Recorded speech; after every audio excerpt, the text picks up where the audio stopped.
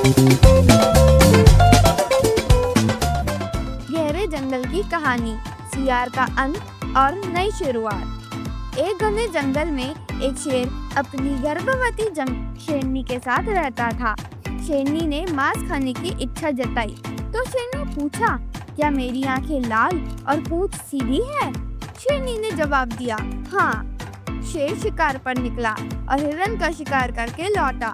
उसने शेरनी को भोजन दिया और कुछ समय बाद उनके घर में नन्हे शावकों का जन्म हुआ। शेर और शेरनी अपने बच्चों के साथ खुशी खुशी रहने लगे। दूसरी तरफ जंगल के दूसरे कोने में एक सियार अपनी पत्नी के साथ रहता था।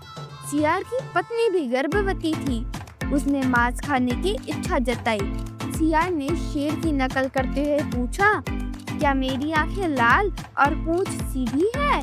उसकी पत्नी ने जवाब दिया, नहीं, तुम्हारी आंखें लाल नहीं और पूंछ भी टेढ़ी है। सियार को गुस्सा आया और वह शिकार पर निकल पड़ा। उसने गधे को धोखा देकर शिकार करने की कोशिश की, लेकिन गधे ने उसे जोरदार लात मारी और सियार की वही मौत हो गई। कुछ समय बाद सियार की पत्नी ने 3 बच्चों को जन्म दिया। वह बच्चों को पालने लगी, लेकिन उसके मन में अपने पति की मौत का गम और गुस्सा भरा था।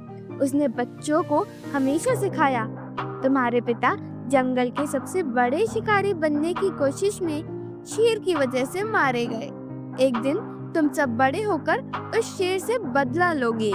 बच्चे बड़े हुए और माँ की बातें सुनते सुनते उनके दिल में बदले की आग जागने लगी। क्या होगा आगे? क्या सियार के बच्चे शेर से बदला ले पाएंगे? क्या शेर के शावक अपने परिवार को सुरक्षित रख पाएंगे? इन सवालों के जवाब के लिए देखिए कहानी का दूसरा भाग। पार्ट 2 देखने के लिए इस कहानी को लाइक और सब्सक्राइब करना ना भूलें। सियार की बहादुरी के लिए एक प्यारा सा कमेंट भी कर दे।